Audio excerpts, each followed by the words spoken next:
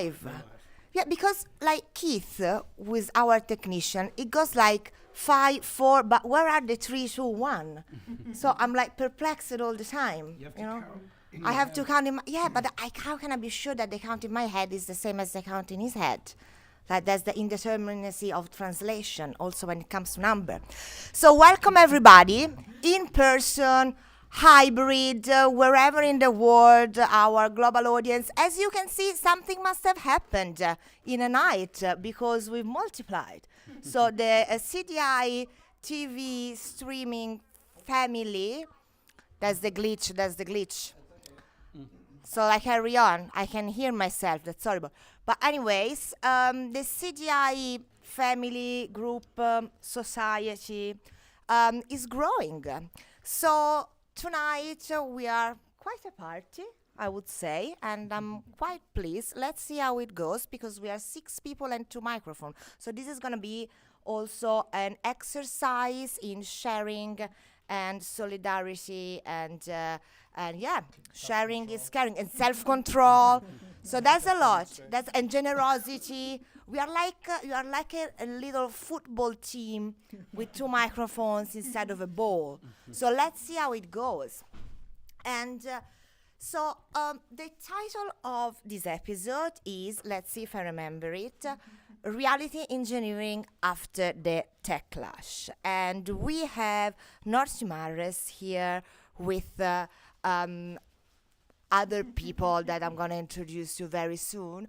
Because this is, and Alessandro Gandini, you may remember from yesterday, the usual Michael Dieter. And then you know what is my problem now? That I know that you're great, I know that you're Matias, but I don't know how to pronounce your surname. So it's okay. So hi, so I'm Greta, and my surname is Maite. I feel like high school basically. I don't know what should I say? Should I just say Maite? And his Yes. surname. Yes, my name is Matias Valderrama Barragan. Exactly, exactly. And we are going to talk about the topics of an event, a symposium that will run tomorrow at Warwick, titled Artificial Societies, right? And as you may have gathered, I'm not entirely sure what we are talking about, so I'll hand over to Greta. So perhaps you can tell us a little bit more, like, what is this event? You have organized it. It is funded by the British Sociology. No, not that, the other one. That other one. But you know, someone put some money on it.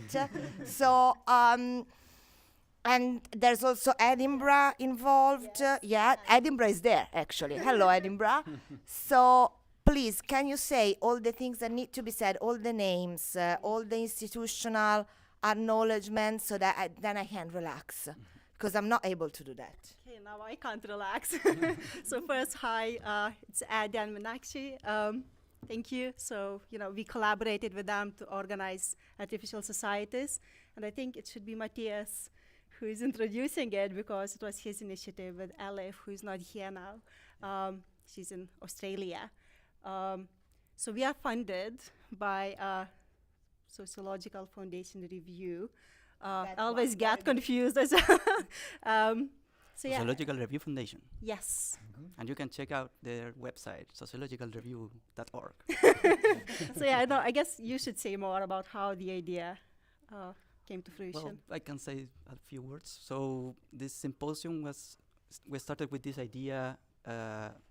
Elif, who is not here, but she studied nudges on platforms, on how the behavioral economics is increasingly getting more serious or more real in terms of reality engineering.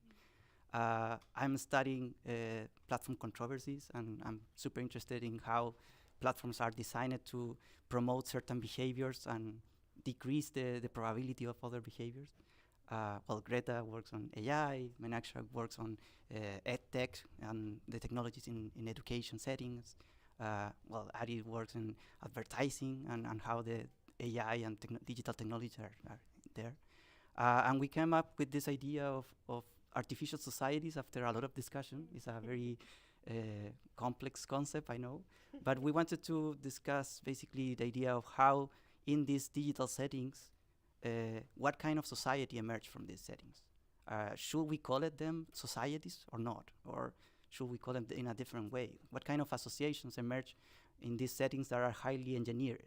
And that's why the connection with reality engineering was super important for us, because this is how we can discuss, for example, the authenticity in these environments, how people behave in these environments that are highly promoted and have different features to incentivize, I don't know, likes, friends, and certain behavior. So that's one of the first. So in a sense, topics. here we are kind of asking, okay, how digital technologies, and in this case platforms, and perhaps when it comes to your research, Greta, we are talking about AI, but how digital technologies are reshaping society, or perhaps disassembling societies, but what is the relationship between these two things? So at one point there was the digital turn or digital revolution, and this became so pervasive at the global scale, and it looks like it's here to stay. And how is this changing the way we behave with each other, the way we conceive of one another as well as ourselves, the way we work? Alessandro, we talked about it in a seminar before, but also the way we study it. And so this really makes me think of your book, Noortje, like digital sociology, right? And I think you were one of the first. I met you the first time I met Noortje. It was kind of a long time ago. I was at Goldsmiths. I was doing a PhD, and I was with Anna Marvison, who was here in a streaming episode a while ago. And he was okay, let me introduce you to Noortje Marius. I didn't really understand. But you were one of the first, at least as far as I'm concerned, to really pose the question of, okay, now there is the digital, how we think of society or of the two together, and how we study it. So I think that perhaps if you can say something more about it, it would give us kind of a foundation for thinking about artificial reality or social engineering. Yeah, it's. I have to say, it's for me a strange moment to be having this conversation. Like in your life. In my life, definitely, but also because I think I'm at a point where I no longer believe that What you wrote. what I wrote. Well, But we still believe it. yeah. So let's start in the place of But belief, perhaps, yeah. and then we move to the place of Exactly. non-belief. Can Yes. you enchant and disenchant us? Okay. Yes. We Yes. want the whole story. you Yeah, know? so I can also find my inner believer Exactly. again. Let's go back to Yeah. that moment. In which Yes. yes. Yeah. So the moment I guess that I for a long time thought was decisive was the moment where the digital was claimed as an instrument for reordering not just society but social relations, and for representing and intervening in social relations in a new interactive way. So there are different moments that you can pinpoint as where this happened, but one surely is the moment where Facebook was massive, and where the term social media was coined. We were thinking about it yesterday, like that moment in which Facebook asked, "What do you think?" and you were typing what you thought. Yeah, for instance, but also where all these slogans would be all around us, to the effect that technology is now social. So it's also in a way thought it was going like further a bit of a back to gimmicky the, thing. I didn't think it was going to be what it ended up being. It started off from a couple of loaves of bread, a couple of litres of milk. There it goes. Give it a, you wait, wait. No longer just a formal system. Waiting. For the Good formal girl. of society. It is Right, let's go see what... Waiting, It was a niche thing, no one did it. It's like, I know my parents lived down the road in Heritage Park, so we'd be over mum and dad's house and we'd see the drone come about 3 or 4 times in like half an hour, just delivering stuff. We'd say, oh yeah, that's coming from us, yeah. So it was really good, and you'd see drones everywhere. Now you don't see them. Moments that I found quite seductive, where you could then say to sociologists, We can make this work. We'll prove to you we can make this work, and this is how we're going to do it. That's where it sort of went pear-shaped after that. Once they'd proven it, then they thought, okay, well, let's go to Coles, let's go to DoorDash, let's go to the big guys and do it that way. So disappointing, but that's the way it went. Yeah. We used to get sushi, kebab.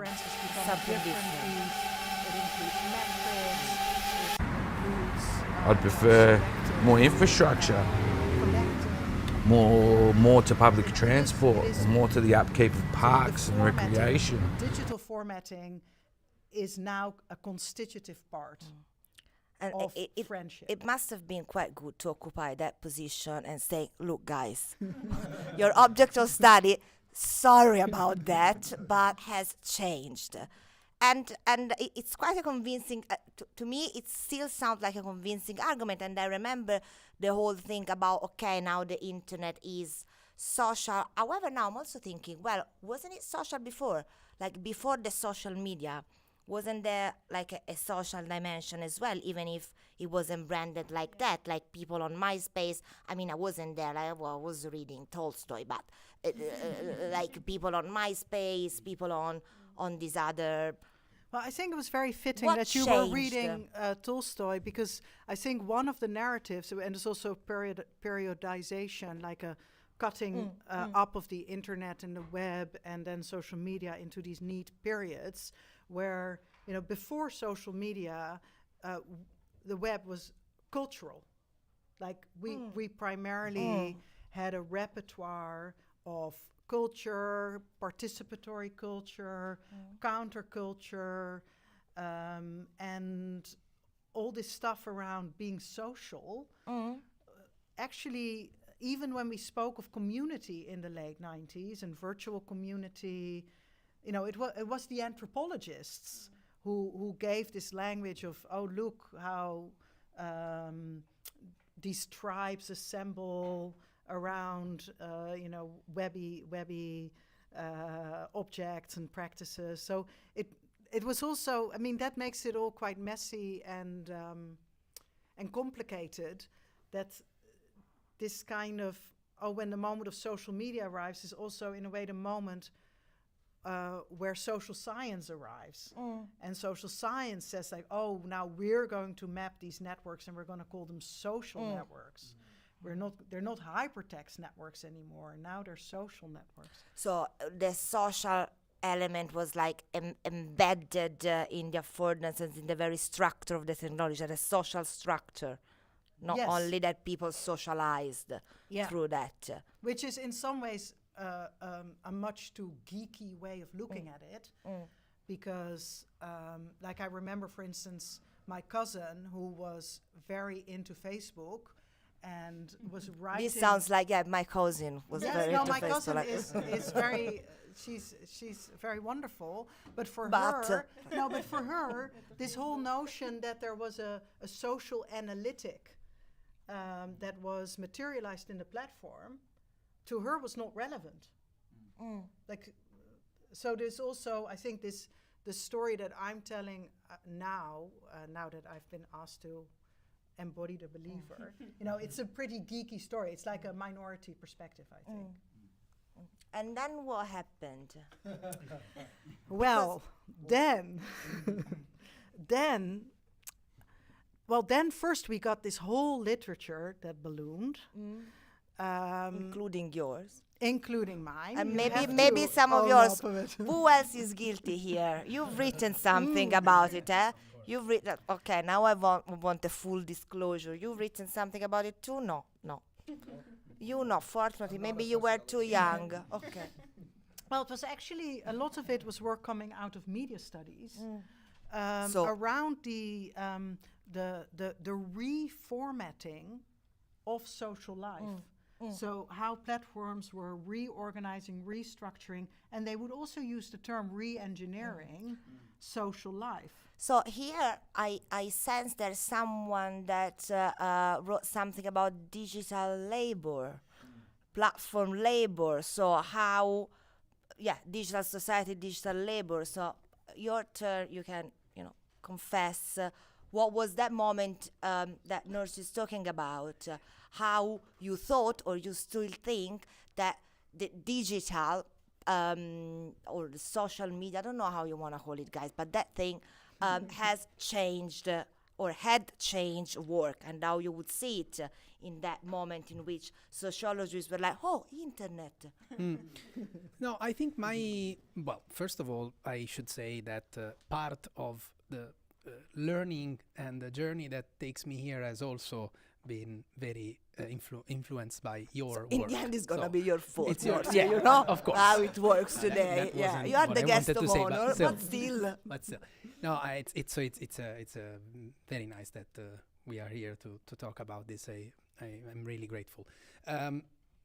On the topic, I think my sort of turning point, if you want to use that expression, was as some, not just me, have done, that changes a little bit. That changed, to me at least, my reading of what was going on there, and eventually evolved what started out as a discussion on forms of activity that may be laboring related, but they were not necessarily able to at least persuade me completely of their laboring nature, starting from... What is the laboring nature? Thinking about, for instance, content creation, user-generated content. Like you do things and that thing is labor. The things that you do is labor. And in that sense, the digital labor debate, which saw that as activities that you would need to be remunerated for, of which, as you know, I'm partially convinced of.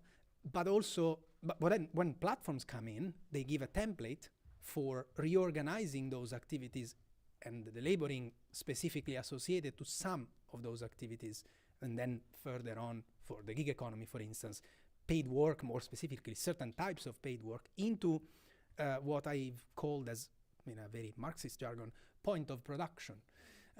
So today Gandini is a Marxist, yeah, but he hasn't always been. But today, well, I probably have always been. I just didn't that is the moment in which you manifest. manifest. That's beautiful to see you flourishing. Thank you. And well, who knows? It's true. Thank you. So meaning that that the platform, the key aspect to me is that it gives essentially a re-fencing, a spatial nature to that.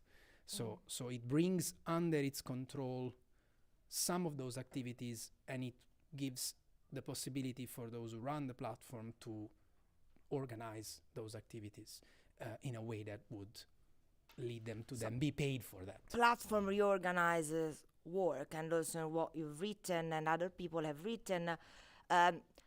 If you work for a platform, you have a different sort of, your employers become the platform, your boss become the platform. Although not necessarily. No, not necessarily, but... Because the platforms tend to see that as a form of collaboration or some kind of pseudo-entrepreneurial activity. But it's a different infrastructure to work. That was my... And it's a different, it looked like a different infrastructure to social relationship. Yes. The moment in which I have a banal Facebook group to invite people in my birthday, it's a different kind of organization than if I have to hold them with the landline. And if I work for Uber, or if I use Teams all the time, as I do now, it's a different kind of thing. So it's a different infrastructure. Now, thinking about the platforms and what they are, do you want to add something? Yeah, because I think Alessandro's pointing to something very crucial, and it's sort of implied in your exchange that in the moment that the digital becomes equated with the social, so to practice the digital is to practice sociality, that is actually a moment of economization. So, if you look at this all this kind of the fireworks or the bubbliness of discourse, of all this kind of narrative around platforms. This is the way to be social. This is about augmenting social reality. This is about transforming sociality.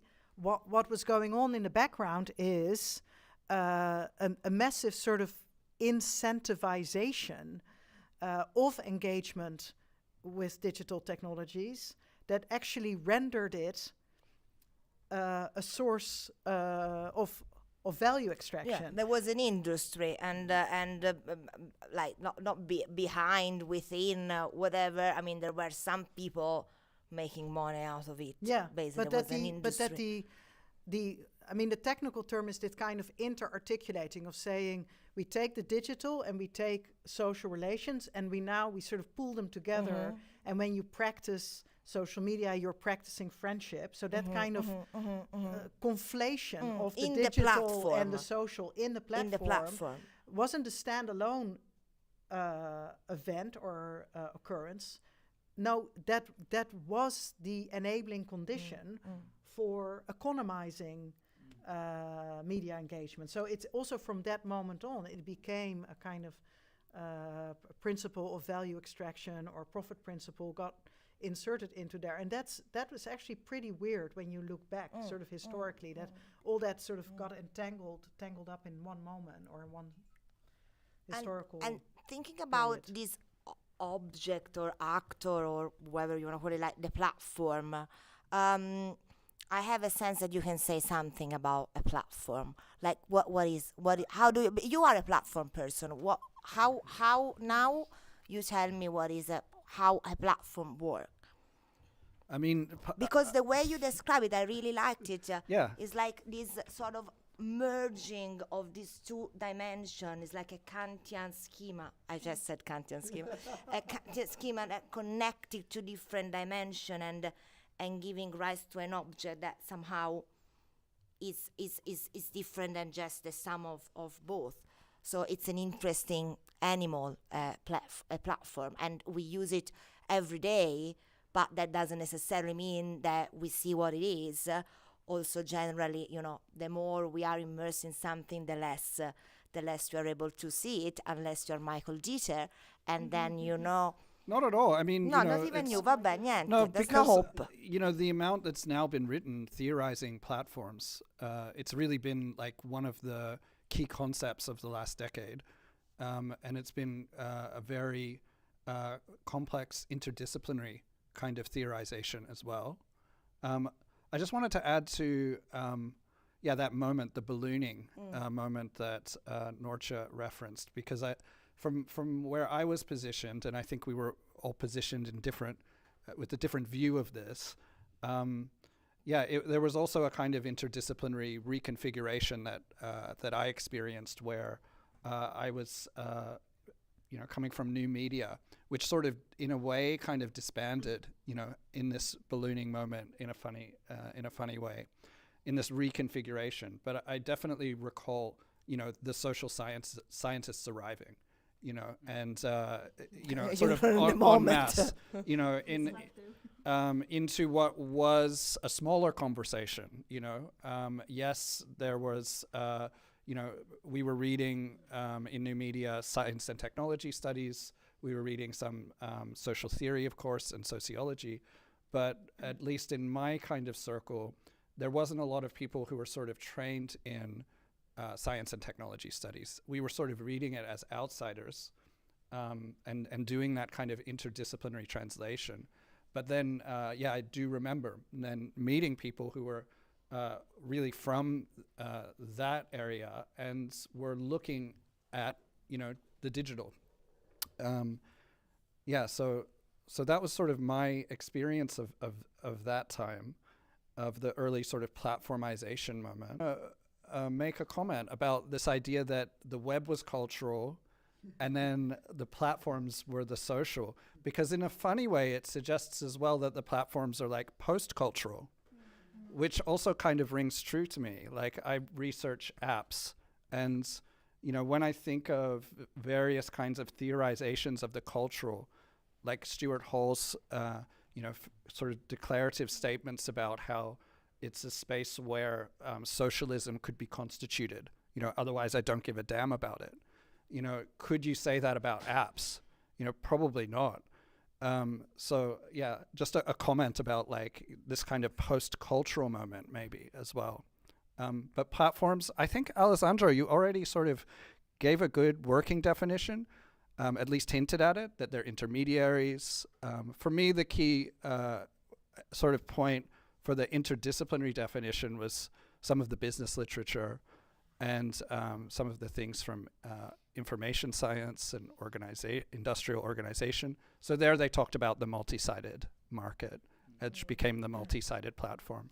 But I don't know whether you want to say more. I mean, it's a very well-rehearsed kind of definition, but for me that was really important to understand. I wanted to say something, but it's sort of probably past that. I just wanted to say we can travel in time. We can travel in time. Adding to the sort of the exchange where the social scientists came, they made me think that now the computer scientists have come. And that's another sort of evolution in this particular story, perhaps. Then I might come back at some point to the post-cultural element, which I'm not sure I agree with, but we can come back to it. The point being... I'm not sure I agree with it either. Okay, cool. Yeah. But I was also thinking, is it that easy to separate the culture and the social? But No, but just to finish the first exactly, of thought, then the computer scientists came. And then that's where the sort of, I guess, my question for you guys would be, this is perhaps another moment in the artificialization process that I expect from your description is part of your study.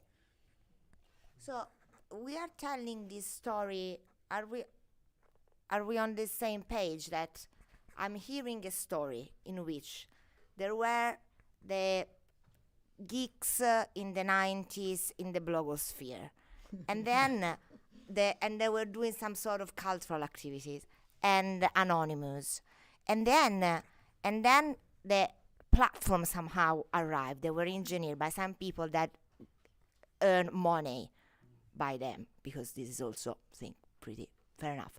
And then the sociologists arrived, because at that moment we're like, oh, okay, this is social. This we are sociologists. Being late to the party. Yeah, no, exactly. Like the sociologists breaking into the party. Oh, there's something for us. Actually, this is society, and then there's something happens which we still have to say, and the computer scientists arrive. But I sense that there is here the moment where something changed, and the moment when you stop agreeing with yourself. Is the disbelief coming at this point?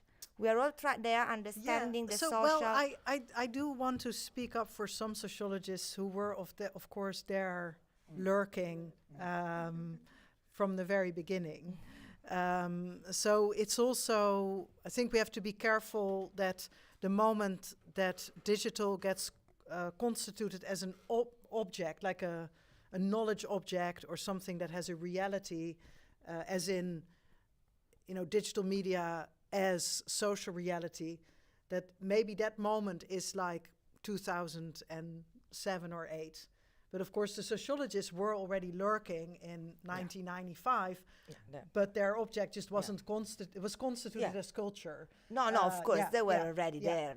So I just want to speak up for them. But but we are a stream. We are not like a keynote. So so apologies for if every social. It's also not. It's not about like I was there first, and then and it's. It really isn't, I think, because hopefully, as Noortje, I think we'll get to, and others, I think that there are some really urgent questions now at this current moment that we're in, or at least there are questions that have been reconfigured with new urgency, to maybe use Noortje's vocabulary. And I think that there are more, it's in a way it's good for the space to be more crowded in handling these questions, But in reality, it's very messy. That's why, and it was always very interdisciplinary. And I just emphasize as well how it looked from where I was sitting. And, I should say at that time it was, I was in Amsterdam, and, I was sort of observing how the Digital Methods Initiative was also transforming during those years, where, you saw more and more people coming to Amsterdam to do digital methods from a social science background, so that's a very sort of, it's a very specific kind of context. I want now a bit of, I want the you darkness. You want another moment. I want the moment of disbelief. Yeah, so the moment of disbelief, maybe we can first do slightly dramatic version of the moment of disbelief, and then we can have the calm version. Yeah. So the dramatic version is, it is the techlash. Oh, finally this word attack. But unleashed within this space that we're now describing. Where you could say that for years we've been saying, oh, look how social life is being performed with the digital. Look how it's being invented with the digital. And then we find ourselves in the moment where suddenly you go, we had it completely wrong. Social life is actually being destroyed. Yeah, that's the glitch. That's all part of it. That's not destructive. No, that's fine. And the moment where you see, the person in U.S. government who doesn't have an appointment but who is firing people like crazy. When you read about the fact that emails written by employees are being fed to a generative AI model in order to make decisions about who will get fired, you just see, you see a whole sort of infrastructure of solidarity, which is the social state. The social state is a lot of things, but it's also an infrastructure of solidarity. And that infrastructure of solidarity in that country, but also in other countries, is now, the digital is an instrument, has become an instrument for the destruction of those kind of infrastructures. And so this notion that, digital technology is an instrument for the performance or the enactment or the inventing of the social, it might actually render us complicit in the creation of a blind spot for these super destructive effects. And a lot of people should say, told you so. This is what we've been saying for years and years and years. Yeah, no, I just wanted to add that this idea of the techlash that emerged in a highly marketing kind of setting, The Economist, and becomes more and more real with scandal after scandal. And we started to see that even with explicit scandals, explicit wrongdoings, there is no kind of accountability. And the lack of accountability and the only spaces of accountability are highly Western spaces of accountability. We have this kind of highly performative kind of settings on the US Congress and looking for a kind of forgiveness. But we don't have proper infrastructures to actually holding them accountable. So I don't know, at least that's my rant. Yeah, this is my chance to finally ask, can you tell me, maybe Greta, you can tell me, you look like someone that can be nice enough to tell me, so what is this when we say the techlash, what is the techlash? Because it's not necessarily, am I the only one that don't know what a techlash is? No, you don't know too. Okay, sure, okay. If Joe doesn't know, then I feel completely fine in not knowing. So, what is that? It's actually Matias' expertise, so I feel like passing it over. Okay. You start and then Matias goes on. Yeah, so actually, when we were thinking about the title for this symposium, we posed these questions like, okay, how do we, define almost like, what is there a moment that we could, identify as, oh yes, techlash, and that's post and let's say pre, post, and during. And I think, it kind of goes back to your PhD work and Cambridge Analytica scandal and this like mid-2010s, like 2016, that we kind of identified as some kind of a disruptive point perhaps. Or even before with the Snowden leaks. Yeah. Oh, yes. So, yeah. Matthias, what is the techlash? Is the techlash the moment in which you're like, fuck, technology or this kind of technology sucks? Yeah, I mean, it's the backlash against big tech, right? Okay. And specific companies, like US companies, like are promoting this platformization of everything, right? So it's also the moment in which this kind of Maya veil of, oh, nice, there's Facebook, this kind of ingenuity, or the idea that technology in a way or another platform could reassemble the social, transforming it, kind of falls, crumbles, revealing that perhaps in fact they are actively contributing to destroying the social, at least if by social we mean some sort of, the condition for democracy and solidarity and community. So is that it? Yes, that's exactly it. But it's I mean it's really brilliant. I think the way Matias, Greta, and the organizers brought the techlash into this discussion of, how does the digital transform a society? Because it at least in the debates that I am familiar with, it hasn't received the attention that it really needs. And I think there are two things maybe.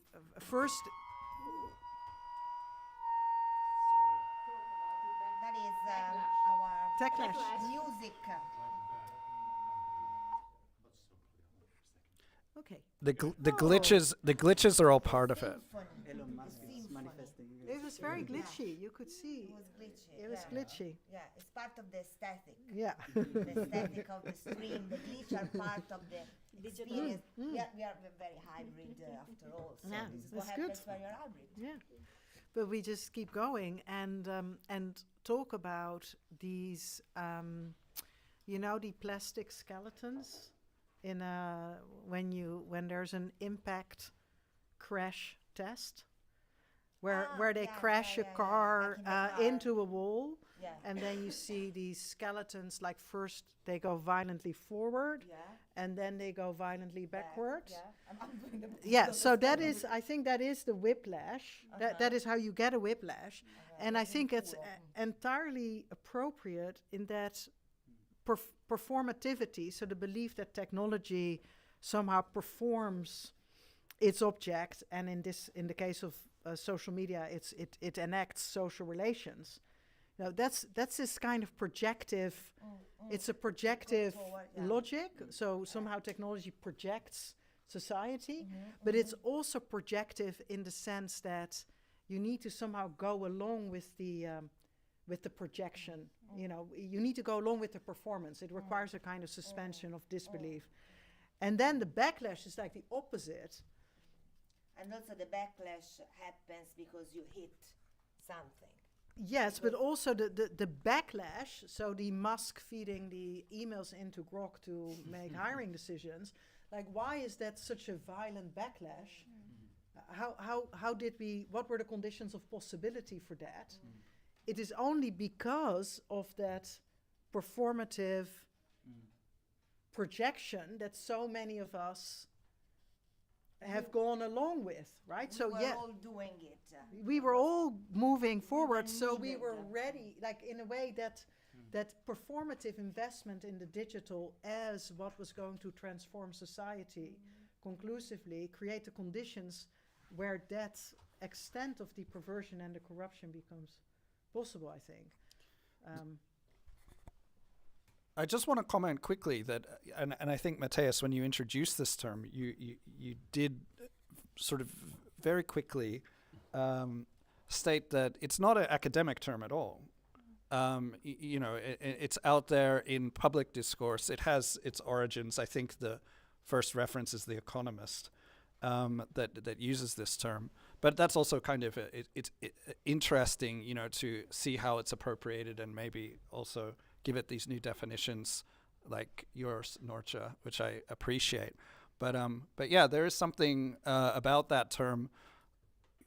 Certainly there are people that sort of speak about these problems that don't use it and may not use it, you know. So there's sort of like questions about, you know, should we use a term like techlash? How do we use it? Why do we use it? You know, it has a certain currency, I suppose. So it's about engaging with that currency. Now I want to use it. Now I want to use it because I learned it, and I very much like the bodily. No, because it really gives a sense, first of all, of how, you know, these sort of processes require an action on the side of everybody, right? It's not something that happens, it's something that you make happen. It's not something that happens while you're doing something else. And also because it points at the body. And there is somehow an idea, and partially true perhaps, that what happens in the digital is disembodied. And somehow if it is disembodied, it is less personal, hence kind of more removed. Whereas the heat of the whiplash, backlash, it's something that hit the body, and the body also as the social body, and society as a body, in that you know, your organs really need to collaborate, otherwise we're fucked, and it looks like we're fucked. Are we fucked, Gandini? It certainly looks like we do, at least from the picture that you just painted. Now, perhaps a sort of, I pose it as a question, so perhaps a counter argument could be whether the dismantling is not just another phase of social transformation that perhaps we didn't see coming to that extent, but it's sort of, let's say, inevitably there because at some point society changes and it always transforms. That's something that I am sort of struggling to come to terms myself with, especially looking at, or trying to look at the digital as I always did, with a non-deterministic eye, that is, okay, try to, let's see what happens here without thinking, oh, you know, it's this platform or the digital that has done this and done that, trying to sort of see it in a bigger picture. So perhaps is this a process of societal change? Is this what we're seeing, a process of societal change away from democracy, for instance? I'm thinking as a sort of order of principles that we commonly agree in society that maybe would have happened anyway. I mean, of course, it's speculative, but I don't know what you think about that. Well, yeah, I think it is a really good moment to ask again, you know, what again was social about the digital or about the computational, which is by the symposium that you are organizing is so timely, I think, in its framing, in that, you know, on the one hand, when we talk about social engineering or engineering societies, like I would now say that in many projects of computational transformation, that definition actually isn't met. Insofar as when you look at the sort of technological operationalization, like say we look at automated vehicles, or we look at behavioral governance, you know, smart, you name the system. What you find is that collectives are constituted as a target of intervention.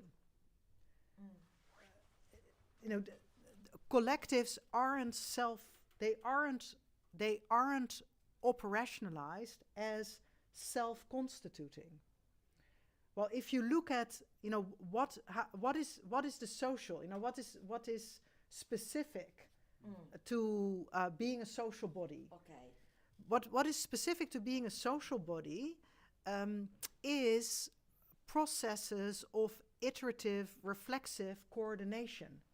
Of like, I look at you, you look at Matias, Matias looks at Alessandro, and in this way we somehow come to coordinate who will speak next.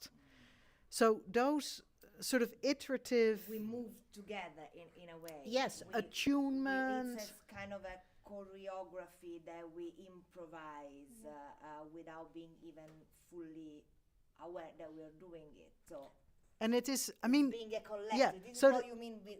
Sorry, this is what you mean with collective. Are what you said before? Collectives are reflexively constituted. Is that what you said? Yeah, that's how. Yeah, and you know, we can like pull the whole library over ourselves here and pull out all the books and compare different definitions. You know, like, is the social being able to see yourself from the standpoint of another, for instance, is one definition. Yeah. And so we could talk about that for a long time. But we aren't. But we maybe not, because I think intuitively the fact that to be part of a social collective is different from being a behavioral subject who gets incentivized to pursue certain behaviors or patterns of action. Like, these are different things. And I think we're now at a point where it's really important again that we say no to engineer behavior, no matter how interactive the system is that you use to engineer behavior. That's not the same as using technology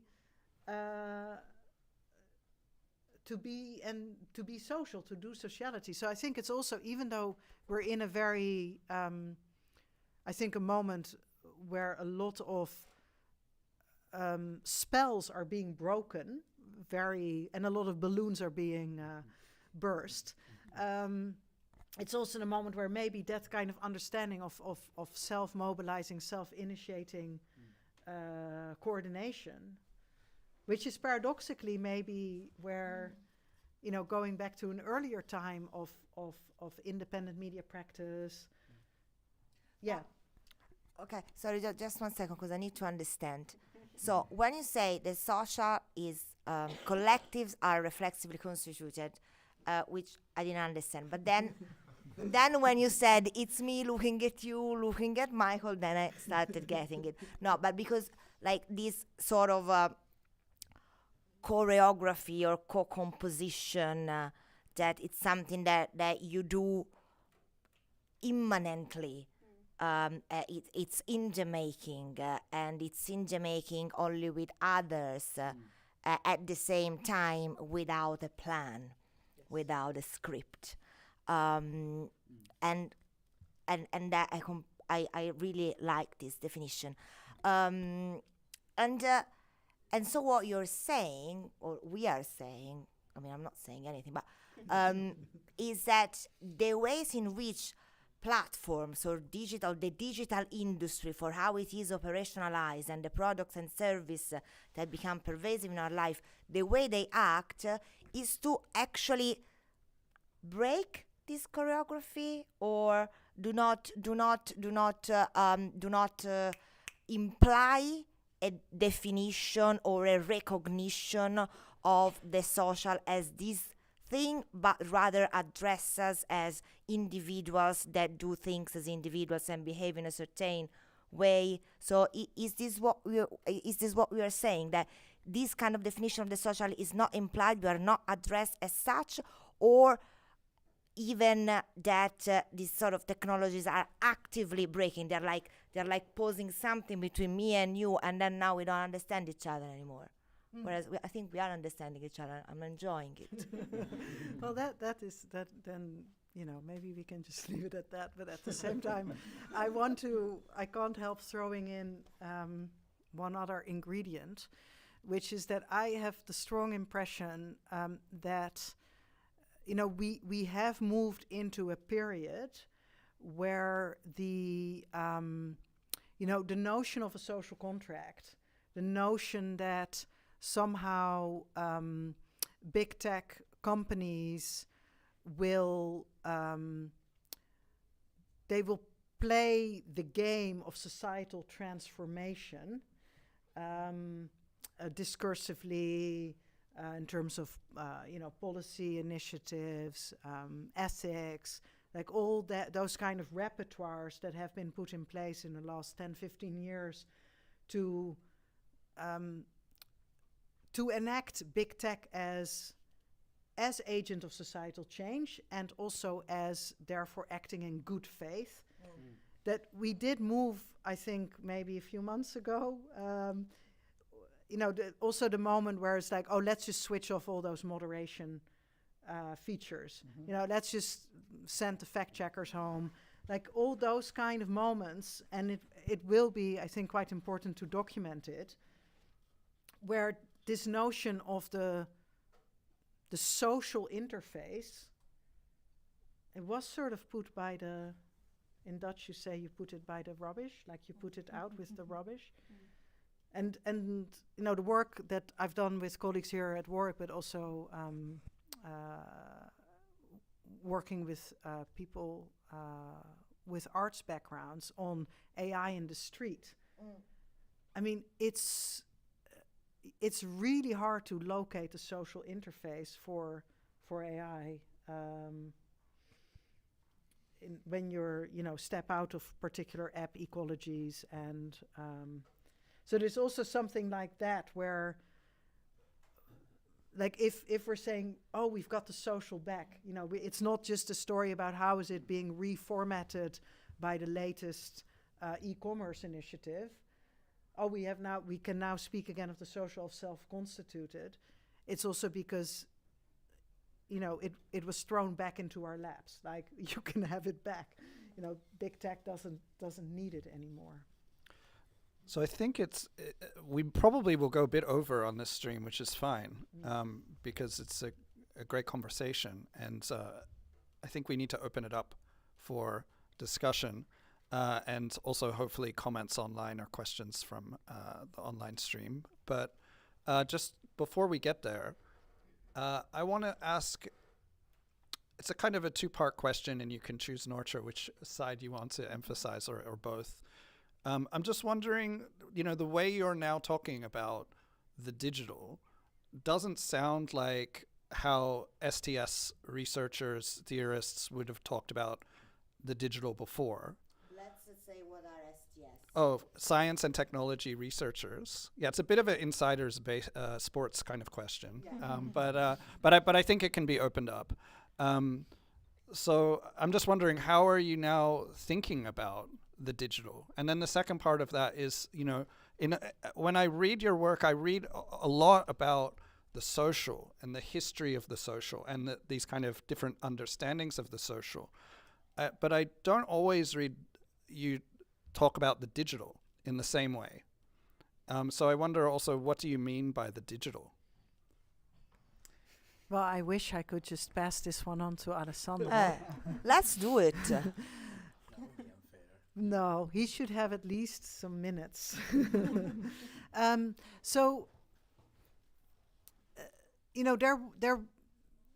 think the moment where I think there's someone here who has digital societies on his T-shirt. Yes. Oh, however, we can imagine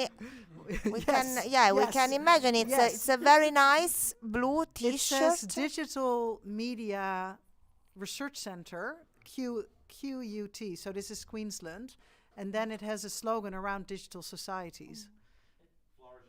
Supporting flourishing digital societies. Yes, supporting flourishing digital societies. Yeah. And I think it's very helpful as a phrase, because it is a kind of a not technocracy. So what is a digital society? A digital society is one that is not held captive by the nightmare of technocracy, where technocracy is basically rule by technical reason. The whole sort of 20th century idea of bureaucracy as the iron cage, the way in which systems of formalization of information management sort of render impossible the type of creativity and improvisation that makes societies flourish. So I mean, there is a whole sort of it's a promise. The digital, in that sense, is I think very much a promise of like this kind of doing technology differently. That's in a way the digital. And I think we're totally in the age of the computational now. We are in an age where engineering as sort of power politics is on display, where the notion that society is an object of governance, which does not require its members to be constituted as subjects of governance in order for technology to be able to do its thing. Like we're in an age where those kind of propositions have gained far more legitimacy than I think they've had. It's also the relationship that the kind of the power has vis-a-vis the citizens. No. Yeah, I mean, if to be like too geeky, I think digital implies a specific relation between state, society, and engineering. No, this is not geeky. No? Okay. So So when there's kind of, generative underdeterminacy, generative uncertainty in those relations, where it's always possible that one ends up assuming the position of the other, like that kind of circulating of standpoint, that in a way that is what's possible in a digital society.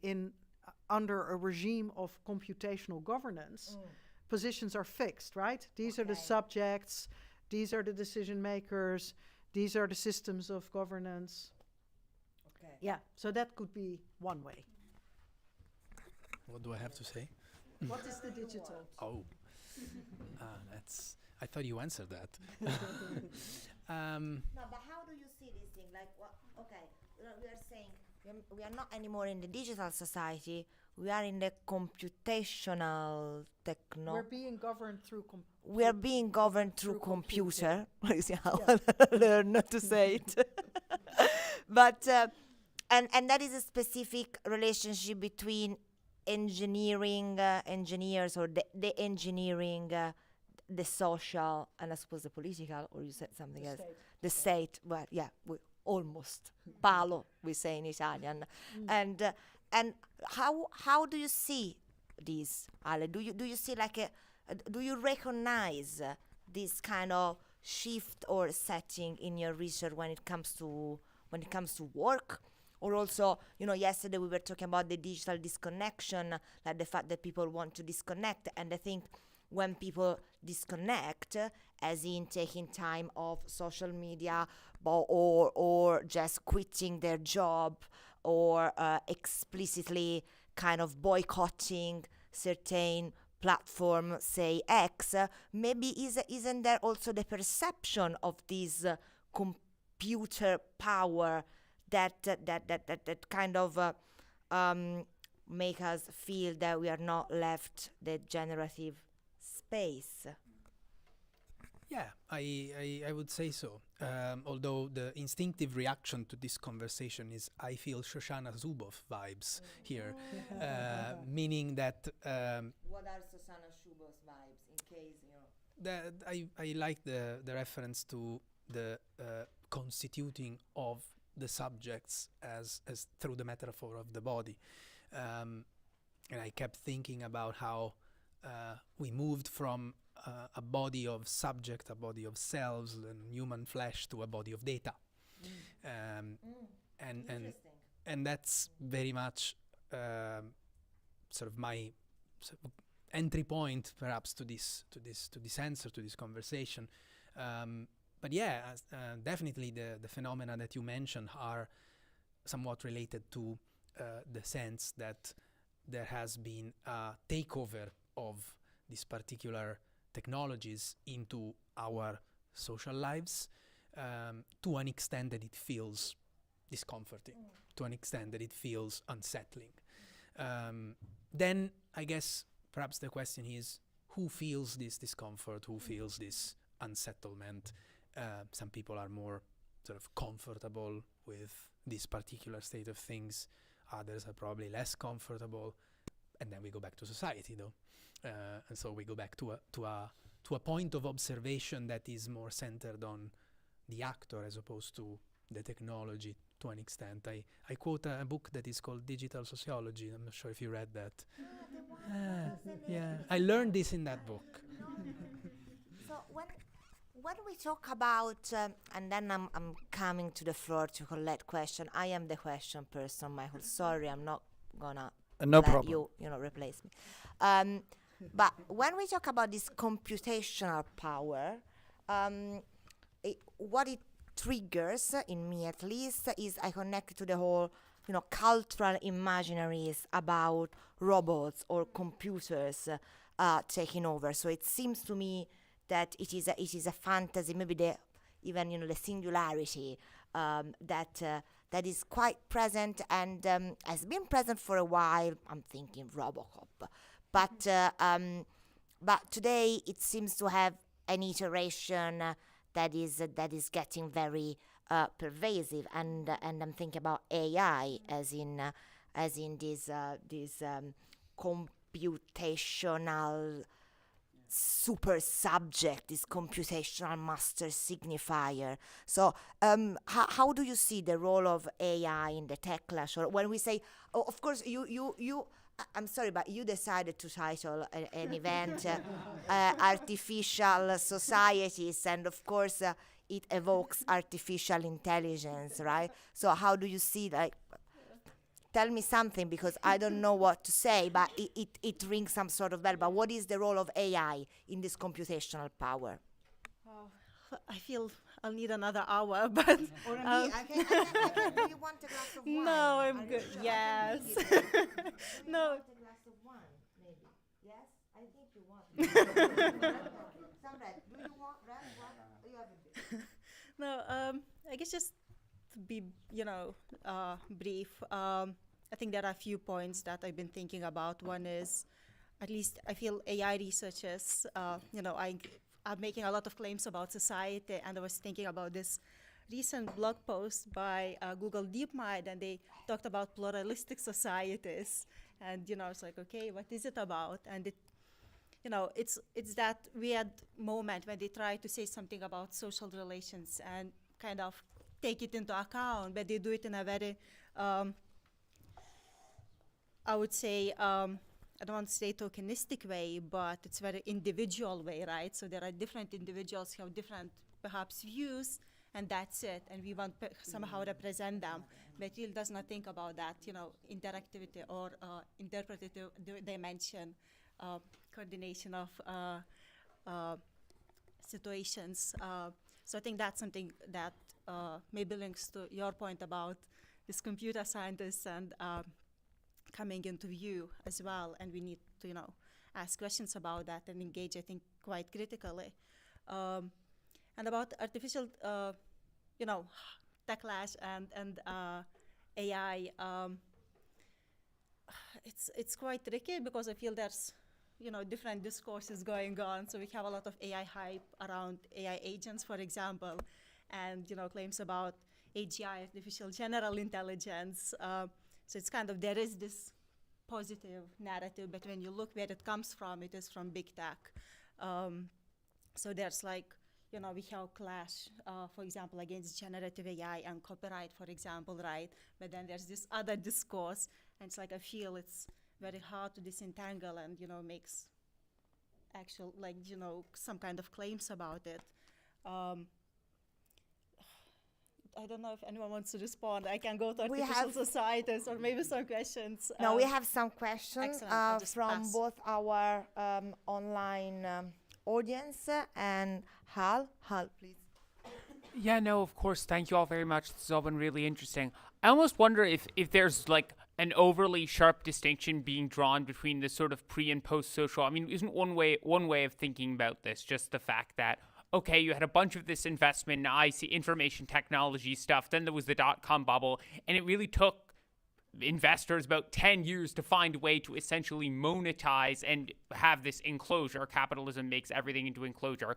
Enclose all of these self-organizing discussions and social discourses going on. So now you have a situation where all these things are still going on, but to a certain extent they're more under the profit motive. Maybe they're being directed in certain ways. But is it true that we can say that, well, there was the social internet, and now there's the totally commoditized internet, or was there always some commoditization there and sociality? I mean, I'm thinking in 2018 there was the Red for Ed. It was this education union movement that was organized on social media as sort of this working class thing. And maybe more provocatively, I mean, a lot of the sort of Silicon Valley stuff we're seeing right now. I mean, a lot of that was organized sort of in the dog days of the pandemic. You had a bunch of these Silicon Valley entrepreneurs themselves getting together of these various social media apps like Clubhouse and being like, this is outrageous. We want to essentially overturn trust and safety. And they end up taking over the White House that way. They self-organized in their own platforms. Thank you, Al. Do you want to add yours? Yeah, because I think because I'm moderating the chat, we have people at home, the streaming, and we are really grateful for the questions. No, it was a similar question on strategies of resistance, but also on the Deserto notion of tactics, and if this can be brought about to read some sort of social types of micro-engineering of resistance in this context. So I kind of thought that that went well in terms of agency of users, let's say, or society or not society anymore. Yeah, some really great comments. It's definitely a kind of tactical simplification, or maybe a kind of a dramatization. You know, how can we narrate these moments in order to sort of identify the kind of the energy or what can be generative about it. And I think I'm emphasizing these things partly because there's something lurking in a corner that we haven't yet touched upon, but I care a lot about, which is, you know, for a long time the debate around, you know, the social and sociality away from the digital was about the more than human. You know, it was this insight that actually if you have 5 talking heads, you know, that's not the social.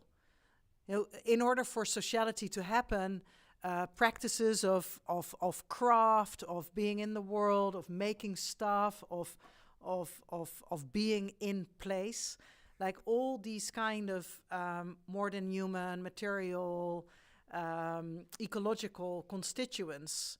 You know, a lot of this for some time happens sort of in parallel to like debates about platform societies, platform economies. And I think, you know, when you come in a moment where you're like, wait a minute, all this computational fireworks, like no matter how powerful the infrastructure, it's actually not capable anymore of producing this fiction of, oh, our society is digital now. Like, I think that can also be the moment where that kind of more than human envisioning of the social becomes totally part of the story of digital culture. So I think that's why I'm sort of trying to sort of go with these simplifications, because I think it can open up different kind of imaginaries of what comes after AI. And this maybe also connects in relation to tactics, and I'm also curious what Michael Dieter would have to say on this point, because a lot of the sort of 1990s visions of you know, what was transformative about the digital had a lot to do with tactical media, of you know, shifting power dynamics outside of the domain of the strategic into the domain of improvisation, of play, of sort of creative ritual. And I frankly have been terrified myself by the ease with which the tactical media agenda was taken up by the racist right.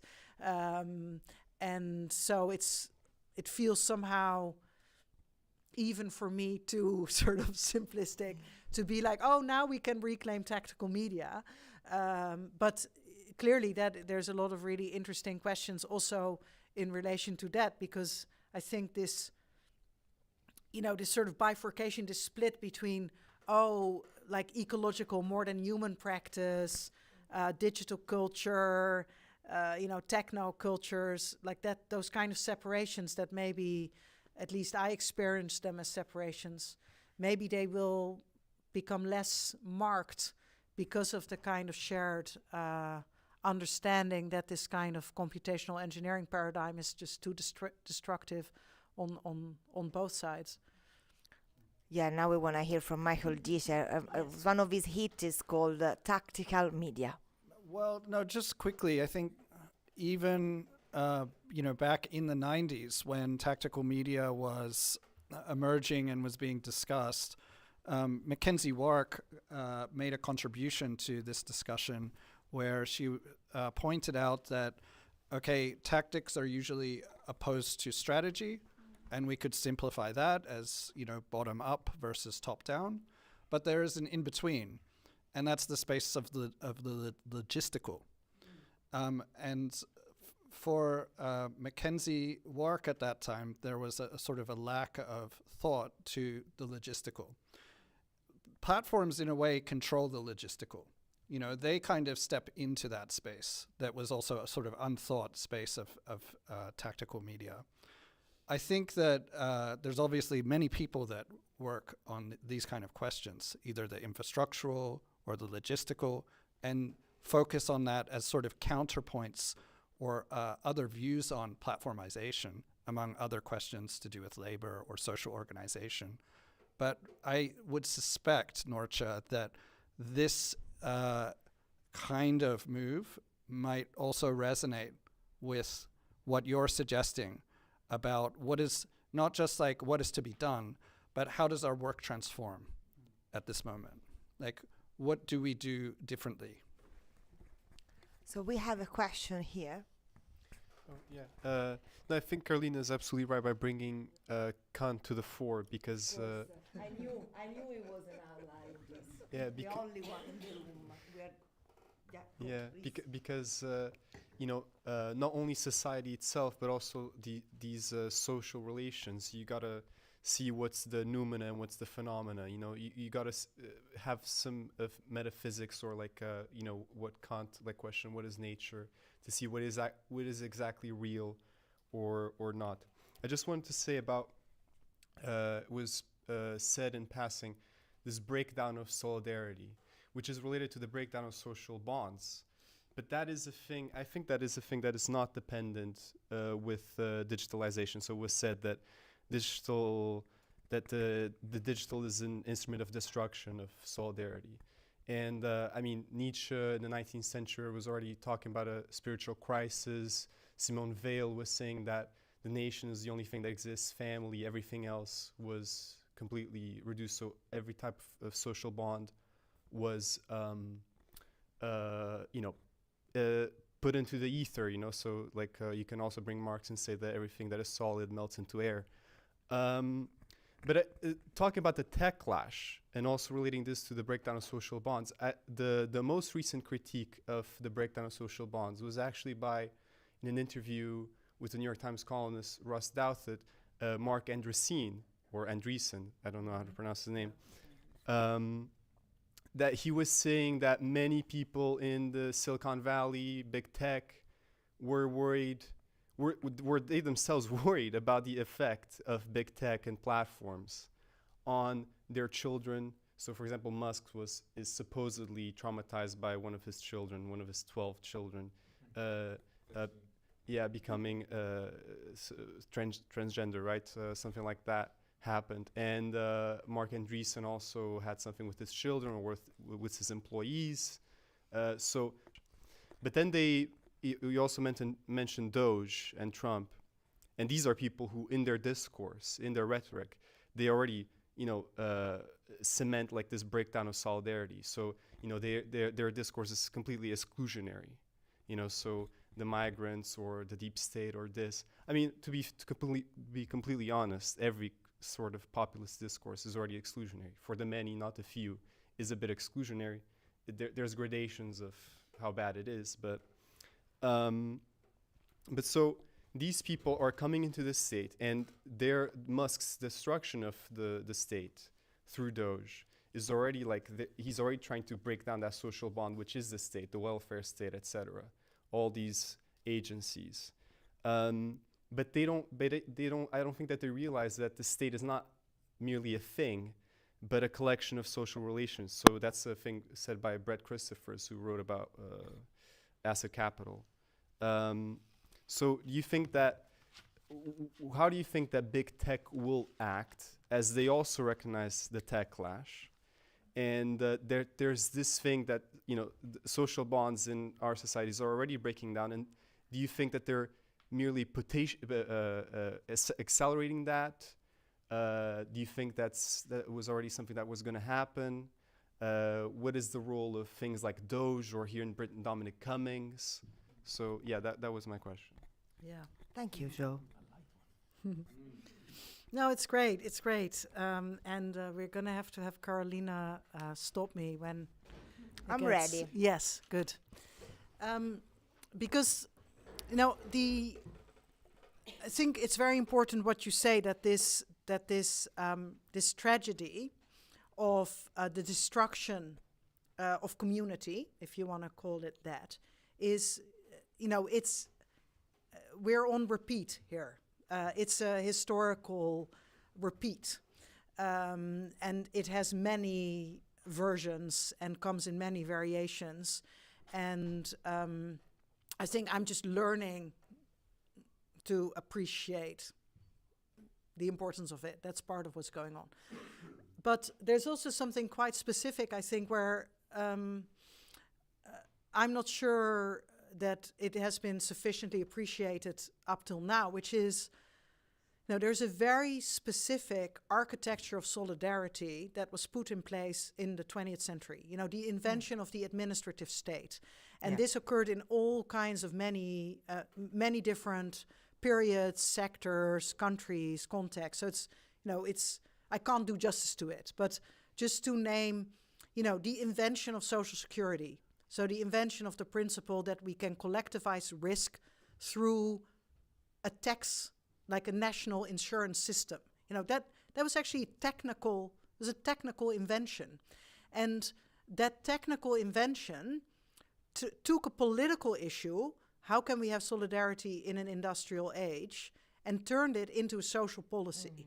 Now, this is how it's going to be rolled out.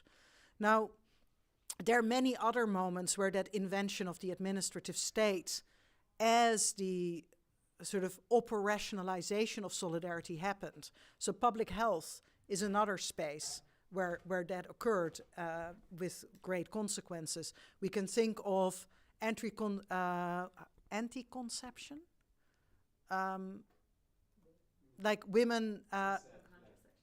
contraception, managing reproduction was another one where we can, talk about it in those terms. It was like, oh, this is how we get some solidarity between men and women. Now, the fact that, a lot of the scandals involving the digital in the last 10 years or so had those very systems as their object, right? So those scandals that happened in the Netherlands around, the fraud around benefits, where algorithms would detect benefit fraud and penalize people turned out wrongly, that had the social state as its the site where algorithmic governance sort of damaged these mechanisms. And we can also talk about the rollout of direct-to-consumer testing during COVID, which was a way of sidelining public health, which was another moment where a kind of established sort of institutionalization of solidarity in public health, primary care institutions administering COVID testing. No, we're going to have, what was it? Serco and TalkTalk and, these companies who were put in charge of rolling out COVID testing. So there are a lot of moments where the digital innovation got mobilized to basically really affect the capacity of these state institutions to deliver solidarity. And I think that moment, a lot of people have done good work about it, but have we really grasped the impact of that? Because that does affect, the very question whether the state is still governing society, or is the state now governing something else that's not called society, it's called something else. It's called the innovation economy, or so it's partly the working through of that. In relation to Kant, it will be very interesting to talk in much more detail. But I can't help thinking that we're now talking a lot of the time about conditions of existence and not conditions of possibility. And so, when we talk about critique, we're talking about a lot of the time about which beings are able to endure. It's a very sort of ontological, existential thing. So. And then, of course, when it comes to Kant, it's a perfect topic also for the drinks. So, and for now, I'm in this part of the table, and you are involved in tomorrow's symposium. So, I don't know what you're going to say, but I want to hear it. I also just how your research relates to it, or whatever you want to share with us. Sure. Thank you. Well, thank you all. This has been fantastic. My name's Addie McGowan. This is Meenakshi Mani. And we've come down from Edinburgh to be a part of this conversation, and we're really grateful to be here. I'll just pick up quickly, and maybe it's a provocation for tomorrow as a hook for you all to come to our symposium. You're giving us the cliffhanger. Yes, or, kind of let it hang in the air as we can all think about it. But Noortje, I loved what you said at the beginning of this, when you said, first there was the web, which was culture, and then we have social and platforms, multi-sided markets, whatever you want to call it, and now we're kind of in this economic framework. And so my work, I'm a postdoc at Edinburgh, but my PhD looked at Airbnb as kind of a case study for understanding the dimensions of platformization beyond the digital, and in ordering and kind of these platform processes and how they shape our sense of the world.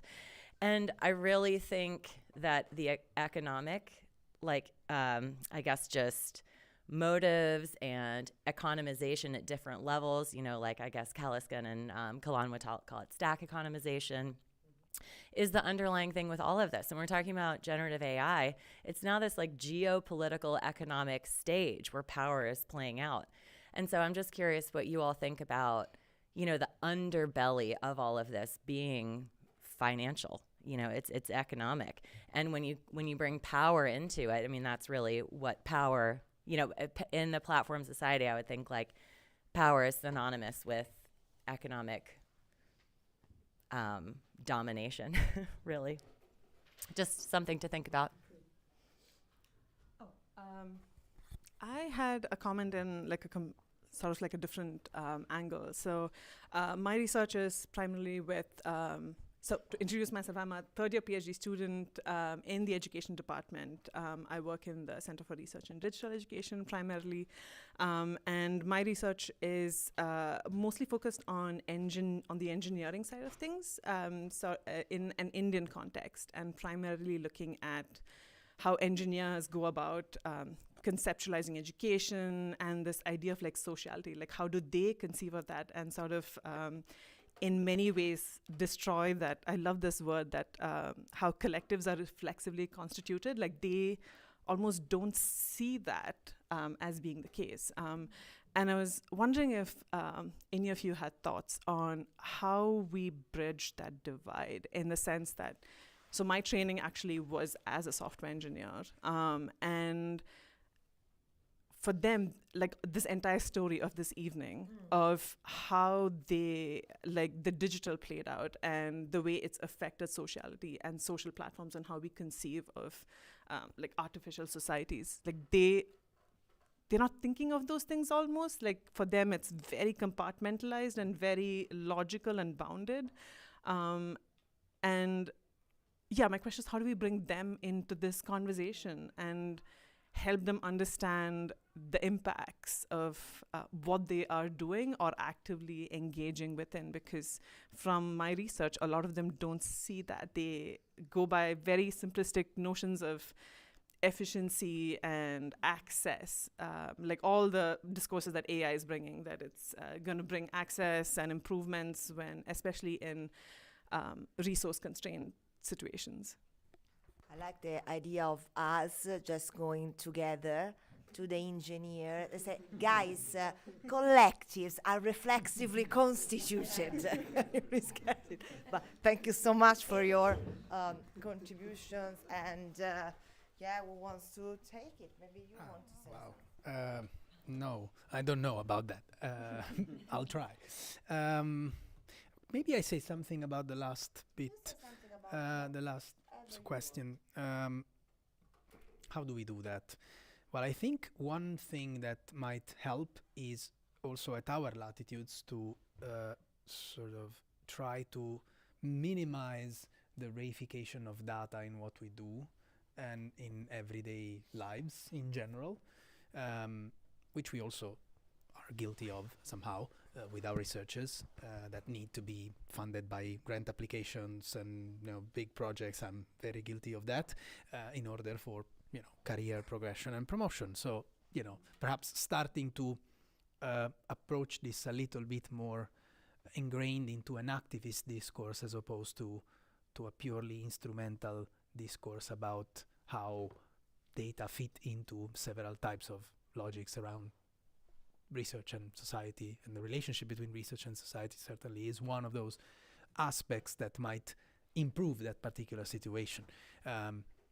Companies, platform companies, social media companies are now completely legitimized in keeping researchers away from scrutiny. That's wrong. That shouldn't happen, and we should work at a political level to change that. And more in general, I think to be able to allow, I kind of link that to the to avoid the, and again it would be a political work to do, to allow the way in which this becomes economic. And the moment it becomes economic, changes a bit of the nature of that. And if we sort of like keep it into the realm of, this reminds me of the early conversation about digital citizenship and all of the rest of it, which kind of sort of left in the background now a little bit, but maybe some of that is what I have in mind. I'm not sure what you think.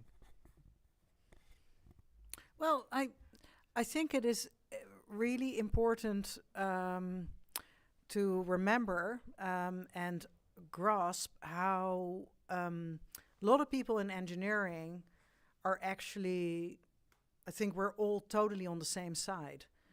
I think it was like today I read about this Turing Prize and these architects of reinforcement learning who received the Turing Prize, and they used that moment to go public with these statements like, it's not the way in which untested software is now being, unleashed on millions of people.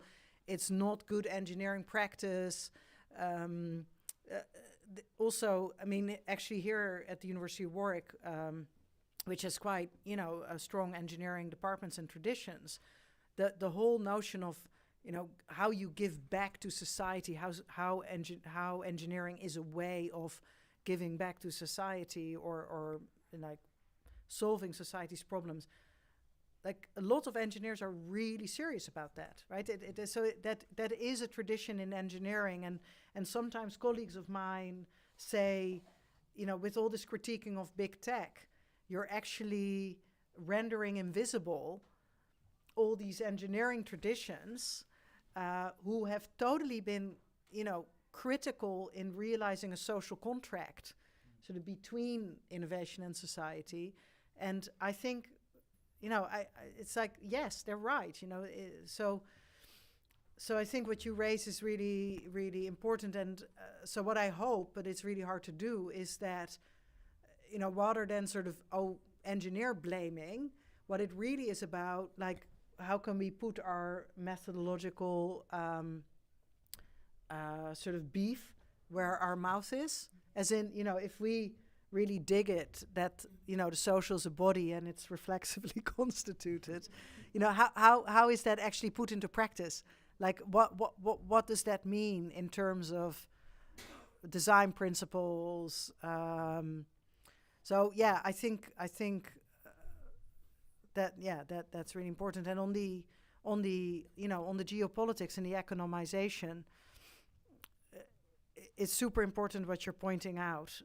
And at the same time, I just have this historical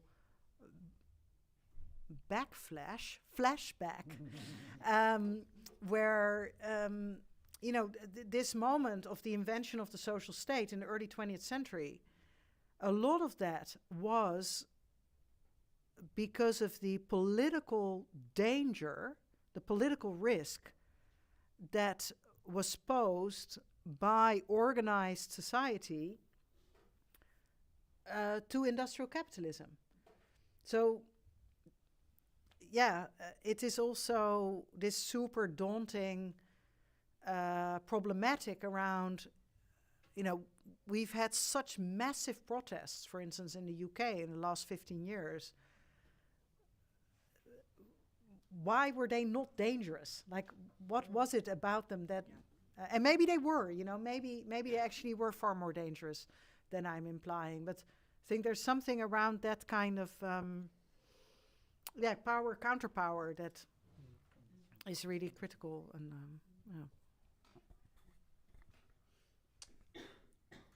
I don't, to respond to these Do you want points. to say something?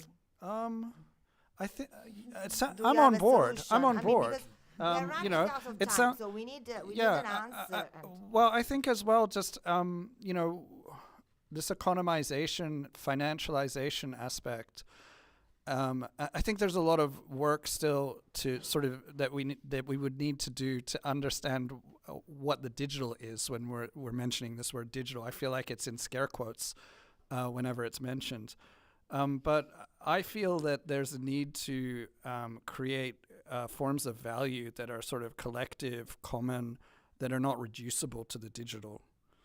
And I think that also means rethinking the economy and maybe the same in a similar spirit that platforms have forced a rethinking of the economy.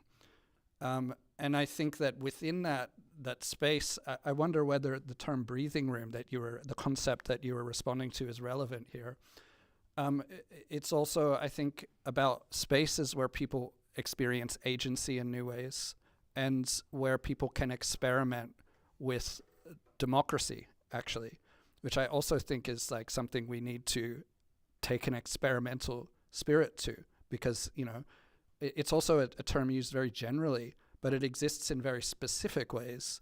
And some of those specific ways that it currently exists are, under threat, in crisis, have been for a long time. But now, I think as Noortje, you've been emphasizing, these things are absolutely apparent, like they're kind of undeniable. So that would be kind of like just my addition to those comments. And I suppose that the conversation will continue in a different format tomorrow. Can you say, Greta and Matias, just give a reminder of what is going to be about tomorrow, when, where, how do we engage with that? So the symposium is tomorrow at the Oculus. We will start at 9:30, and we will have presentations on actually literacy, digital skills, and education. So it's interesting talking about the tactics. I think it's interesting how the connection of how these engineers are trained is also part of the question, right? Like, this is not a separate kind of issue. We have presentations on social media and content moderation, how the engineer is applied in this kind of context. We have presentations on labor and practices. So this is a very heterogeneous kind of in terms of topics and in terms of disciplines. So I'm very happy with that. And also we have presentations on addiction and well-being and how that kind of topic is also always lurking or present, you know, in this kind of debates. But on the discussion of, how engineering and these kind of topics are connected or not, and how we can move. And I think maybe I will connect with some of the questions, but I think it's important that in the title we decided very deliberately to define that what comes next after the techlash, right? Like we know we don't need to stay in this kind of constant techlash, you know, like we need to think about how new alternatives in terms of Life new after techlash. forms of engineering that might be good, you know, like and how that will look like, and how social scientists could contribute to those kind of processes. Greta, what are you looking forward to about tomorrow? Oh, I'm excited about it all, to be honest. I think we really, I'm really pleased to have a kind of, I would say, interdisciplinary, presenters coming from different backgrounds, and we really wanted to have that, and to some extent that's, kind of the logic between some of our, choices in the title, such as social engineering, artificial societies. We wanted to give, kind of create shared objects of exchange, if I can put it this way. And we'll have a keynote speech by Noortje as well. I think it's 10 a.m. also, Sloan Mona.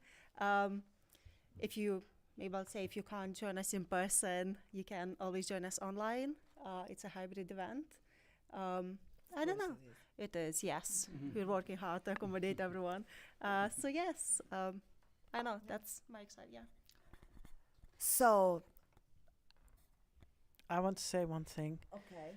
Which is that the Center of Digital Inquiry is it's so alive and kicking, and it's wonderful to see. And you and Michael and everyone, you're doing really amazing job. Thank you. I like that final moment in which we do this love declaration. About how beautiful we are. I mean, all of us. But it's also labor, and it's also dedication, having a sort of a commitment to being in this lab, and it's just really inspiring. Thank you, Noortje. It was very good to have you here, and I wish we could go on and on. Like next time we organize a rave. How about that? And like we dope the wine and we just go on and on, because the truth is, like time flies when you talk about techlash, the end of democracy, computational power, reality engineering, and techlash. I mean, it's almost 2 hours and I didn't even realize. So now go and reflexively constitute yourself with a glass of wine. Thank you very much again to everybody, and yes, see you soon. What should we say? That was so beautiful, huh? Okay, let's do it again. Yeah. Thanks everyone. Thanks for very much. Now we are gonna do, I think, Michael, next stage is the merch. So we are gonna have the t-shirts with like reflexively constituted, like the whole, the hits that come out.